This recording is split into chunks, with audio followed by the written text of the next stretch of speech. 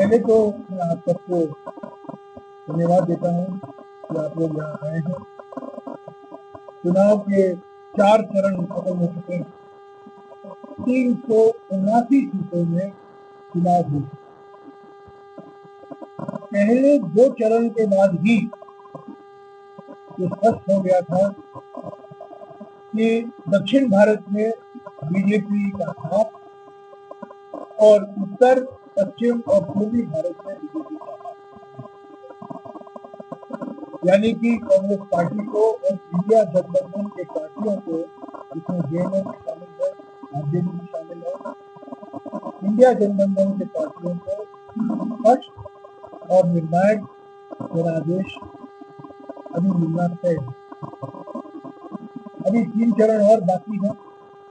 इससे अंतिम नतीजे पर कोई असर पड़ने वाला नहीं है, क्योंकि 2 चरण के बाद ही ये बिल्कुल स्पष्ट हो गया था कि आज के प्रधानमंत्री, वर्तमान प्रधानमंत्री आउटगोइंग प्रधानमंत्री, 19 तारीख के बाद उनकी भाषा में बदलाव आया। मोदी की गारंटी गई, 400 पार का नारा भूल गया और सिर्फ ध्रुवीकरण की राजनीति, ध्रुवीकरण की भाषा, हिंदू मुस्लिम भाषा, मंगलसूत्र की भाषा, भैंसों की भाषा, बदनाम करने वाली भाषा प्रधानमंत्री ने इस्तेमाल किया और बिल्कुल साफ हो गया था कि वो घबराए हुए हैं। अब हमारा विश्वास कहाँ से आया? हमारा विश्वास हमारे 5 न्याय और 25 गारंटी के कार्यक्रम था। पहले भारत जोड़ो यात्रा में राहुल जी और अन्य नेता 4000 किलोमीटर चले कन्याकुमारी और 63 दिन, कुछ महीने पहले मणिपुर से लेकर मुंबई तक 6500 किलोमीटर का पथ यात्रा हुई और 6-7 दिन झारखंड में और इन 2 यात्राओं से ये नतीजा निकला। राहुल जी और हमारे अध्यक्ष जी और अन्य नेता, कार्यकर्ता, सभी लोगों ने जनता की बात की, अपनी मन की बात नहीं कही, जनता की बात सुनी, जनता की चिंता सुनी और ये 5 न्याय, नारी न्याय, युवा न्याय, किसान न्याय, श्रमिक न्याय और हिस्सेदारी न्याय, इन 5 न्याय को लेकर प्रत्येक न्याय में हमने 5 गारंटियां दी और ये गारंटी कार्ड हम घर घर गारंटी कार्ड वितरण प्रोग्राम हमने किया है। करीब 8 करोड़ परिवारों तक हमने ये गारंटी कार्ड दिया। मुख्य तौर से महालक्ष्मी गारंटी है। हर गरीब परिवार के एक महिला को हर महीने 8,500 रुपया, यानी कि हर साल 1 लाख रुपया उनके बैंक खाते में सीधा जाएगा। युवाओं के लिए तो सबसे बड़ी समस्या बेरोजगारी है। उनके लिए हमने गारंटी दी है कि पहली नौकरी पक्का, यानी कि जो कोई युवा डिप्लोमा लेता है या लेती है या डिग्री लेता है या लेती है, उनको 1 साल के लिए कानूनी तौर से अप्रेंटिसशिप दिया जाएगा और उसका मुआवजा 1 लाख। किसानों के लिए हमने गारंटी दी है कि प्रधानमंत्री ने 16 लाख करोड़ रुपया पूंजीपतियों का कर्जा माफ किया और किसानों का 1 रुपया कर्जा भी माफ किया। 2008 में मनमोहन सिंह जी प्रधानमंत्री थे, 72,000 करोड़ रुपया कर्जा माफ हमने किया था और अभी हम गारंटी दे रहे हैं, ये वादा कर रहे हैं कि जिस तरीके से प्रधानमंत्री, आउटगोइंग प्रधानमंत्री ने पूंजीपतियों का 16 लाख करोड़ रुपया कर्जा माफ किया है, ऐसे ही कांग्रेस और इंडिया पार्टियां किसानों का कर्जा और एमएसपी को कानूनी दर्जा दिया जाए, यानी कि कानून के आधार पर तय किया जाए। श्रमिकों के लिए हमने यह गारंटी दी है कि मजदूरी दर 400 रुपया होगा। जब प्रधानमंत्री 400 पार की बात करते हैं, वो सीटों की बात करते हैं, वोटों की बात करते हैं, पर कांग्रेस पार्टी जब 400 पार की बात करती है तो मजदूरी दर मिनिमम वेज होगा 400 रुपया। अलग अलग जो आज कुछ ऐसे जगह हैं जहां मजदूरी दर 250 रुपया है, कहीं 200 रुपया है, कहीं 275 रुपया है। हम लोग 400 वादा कर रहे हैं कि 400 रुपया मिनिमम वेज होगा, न्यूनतम मजदूरी दर होगा। और हिस्सेदारी न्याय को लेकर हमने ये गारंटी दी है कि सामाजिक आर्थिक जाति जनगणना कराया जाएगा और कास्ट सेंसस हम कराएंगे। ये 2011 में करवाया गया था जब मैं खुद ग्रामीण विकास मंत्री था और उसके नतीजे प्रकाशित नहीं हो पाए। मोदी सरकार ने उसको प्रकाशित नहीं किया। जाति की जनगणना के बारे में मैं कह रहा हूँ, तो इसको हम फिर से एक बार करवाएंगे और हर 10 साल इसको करवाना जरूरी है।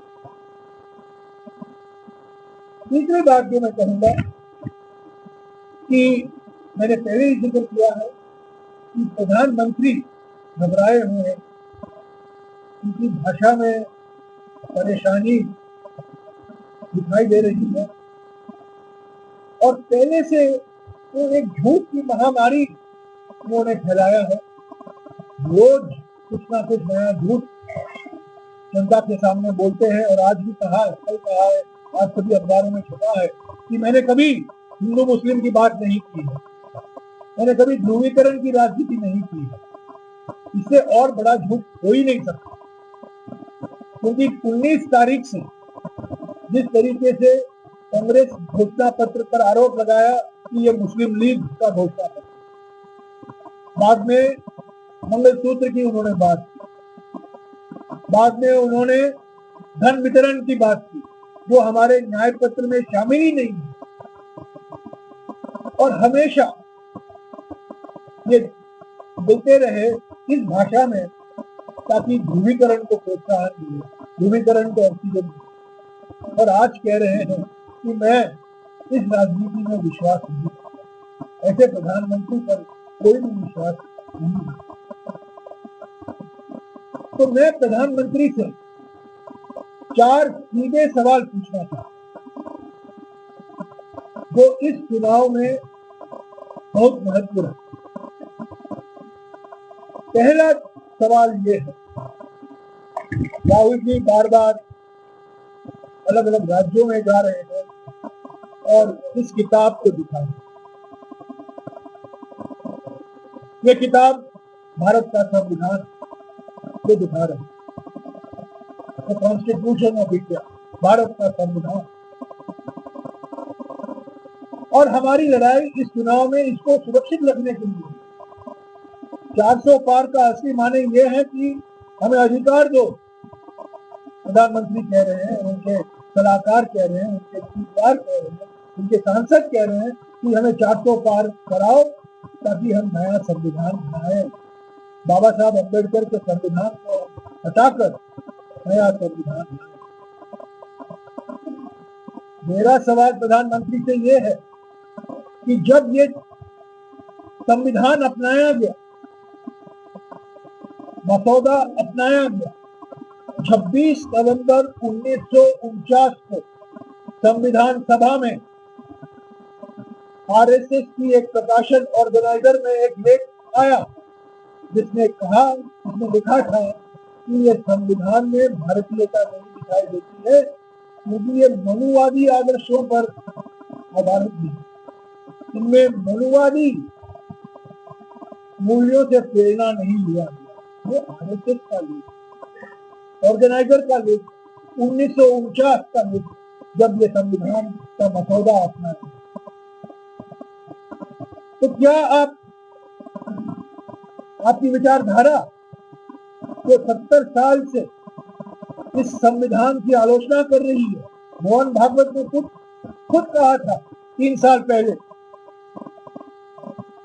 कि हम संविधान बदलना चाहते हैं, और संविधान इसीलिए बदलना चाहते हैं क्योंकि वो आरक्षण के खिलाफ है।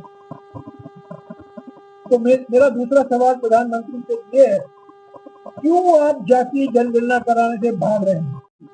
नीतीश कुमार जी ने करवाया है। पार्लियामेंट में बहस के बाद 2011 में जातीय जनगणना कराया गया था। आपने अपनी चुप्पी क्यों नहीं तोड़ी है? 5 फरवरी 2024 को वहीं HEC के कैंपस में राहुल जी ने एक भाषण दिया था भारत जोड़ो न्याय यात्रा के समय, और उन्होंने कहा था कि हम जातीय जनगणना कराएंगे, सामाजिक आर्थिक जातीय जनगणना जरूर करवाएंगे। तो मेरा सवाल प्रधानमंत्री से दूसरा ये है, पहला सवाल तो यह है कि वो आपकी विचारधारा इस संविधान को मानती है कि नहीं, और दूसरा सवाल ये है कि खास संसद से क्यों भाग रहे हैं? आपने एक शब्द नहीं कहा है कि आप खास संसद करवाएंगे कि नहीं। तीसरा सवाल ये है प्रधानमंत्री से, और ये सीधा सवाल है उनसे, गोल मोल करके सवाल नहीं, ये सीधा सवाल है। 1992 में सुप्रीम कोर्ट ने कहा था कि आरक्षण की सीमा अनुसूचित जाति, अनुसूचित जनजाति और पिछड़े वर्गों के लिए 50% की सीमा होना जरूरी है, यानी कि दलित, आदिवासी और OBC के लिए 50% सीमा होना जरूरी है। उसी सभा में HEC के मैदान में राहुल जी ने कहा था कि कांग्रेस और इंडिया गठबंधन इस 50% सीमा को हटाएगी, इसको बढ़ाएगी। क्या प्रधानमंत्री इसके पक्ष में है? क्या इसके खिलाफ है? इस मुद्दे पर चुप क्यों है? क्योंकि अगर आप देखेंगे जनगणना करवाएंगे तो दलित, आदिवासी और पिछड़े वर्ग की संख्या जब गिनती होगी तो 50% से ऊपर होगा, पर पूरी हक मिलने के लिए 50% की सीमा आ जाता है रास्ते में। तो इसलिए हमने वादा किया है, हमारे गारंटी में भी हमने कहा है कि हम इस 50% सीमा को हटाएंगे, उसको बढ़ाएंगे। और इस पर प्रधानमंत्री ने कुछ कहा। इस संविधान में 9वीं सूची में तमिलनाडु का कानून एकमात्र कानून है जिसको इस संविधान सुरक्षित रखता है, और तमिलनाडु में आरक्षण शेड्यूल कास्ट, शेड्यूल ट्राइब और OBC के लिए 69% है। वो 50% की सीमा का उल्लंघन है, पर क्योंकि वो कानून 9वीं सूची में शामिल किया गया था 1994 में, जब हमारी कांग्रेस के प्रधानमंत्री नरसिम्हा जी थे, वो उसको ये कॉन्स्टिट्यूशन या संविधान सुरक्षित करता है। अलग अलग राज्यों में अगर ये 50% के ऊपर जाएगा, क्या ये कानून भी 9वीं सूची में लाएंगे? हम कह रहे हैं, कांग्रेस पार्टी गारंटी दे रही है, अगर झारखंड में ये 60% होता है या 70% होता है, वो हम 9वीं सूची में लाएंगे।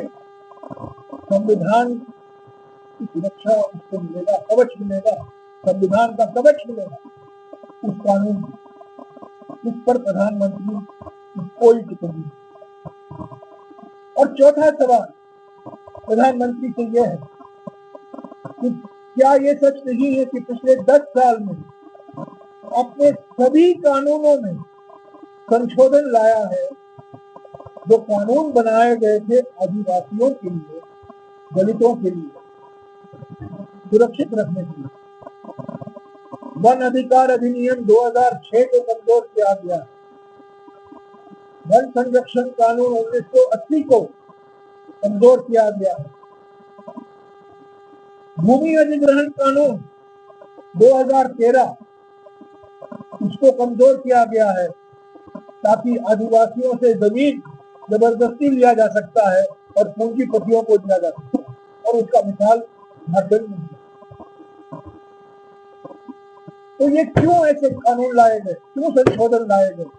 बहुमत तो था लोकसभा में और राज्यसभा में, पूंजीपतियों के लिए इन्होंने इन कानूनों में संशोधन लाए, उनको कमजोर किया,